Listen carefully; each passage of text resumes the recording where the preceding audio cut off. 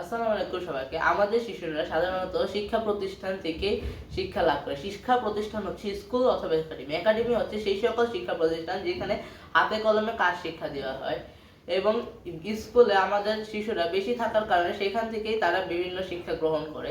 এইটি sustainable develop গোল এর SDG 4 এর আন্ডারে শিক্ষা, এবং জিরো অলিম্পিয়াডের ভাষায় এটি হচ্ছে জিরো ইলিটারেটর।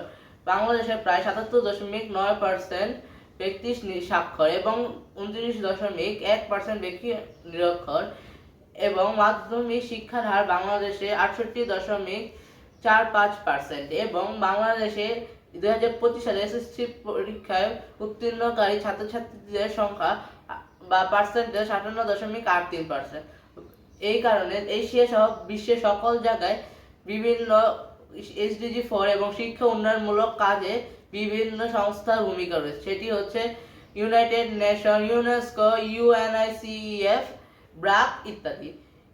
জাতিসংঘ বা ইউনাইটেড নেশন আমাদের জন্য ডিজিটাল প্রযুক্তির শিক্ষা ব্যবস্থায় ব্যবহারের সুযোগ করে দিয়েছে, এবং ইউনেস্কো আমাদের জন্য ক্যাপ ইডি প্রোগ্রাম ব্যবহার করে শিক্ষার মান উন্নয়নে কাজ করেছে, এবং UNICEF আমাদের জন্য শিক্ষক উন্নয়নের কাজ করেছে, এবং ব্র্যাক পুরো বাংলাদেশ সহ বিশ্বের অনেক দেশেই বিভিন্ন স্কুল খুলে অনেককে শিক্ষার সুযোগ করে দিয়েছে। বাংলাদেশের শহরে যেমন শিক্ষা হয় তেমনই বাংলাদেশের গ্রামাঞ্চলগুলো শিক্ষা থেকে পিছিয়ে পড়া হয়েছে। এর প্রধান কারণ হচ্ছে স্কুলের অভাব, শিক্ষকের অভাব, দক্ষ শিক্ষকের অভাব, শিক্ষা গ্রহণকারী ছাত্রের অভাব। কারণ গ্রামের অনেক মেয়েদেরকে পড়ালেখার সুযোগ করা হয় না। এটি কুসংস্কারের কারণে কিংবা কম বয়সে বিয়ে দেওয়ার কারণে অনেক মেয়েদের পড়ালেখার মধ্য থেকে পড়ালেখা বাদ দিয়ে বিয়ে দেওয়া হয়। এর কারণে তারা তাদের ভবিষ্যতে যা যা ডিজার্ভ করতো সব এক নিমিষেই শেষ হয়েছে।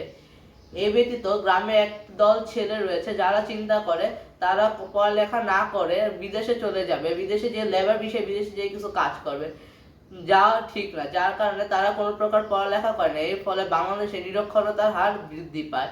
নিরক্ষরতার কারণে দারিদ্রতার হারও বৃদ্ধি পায়।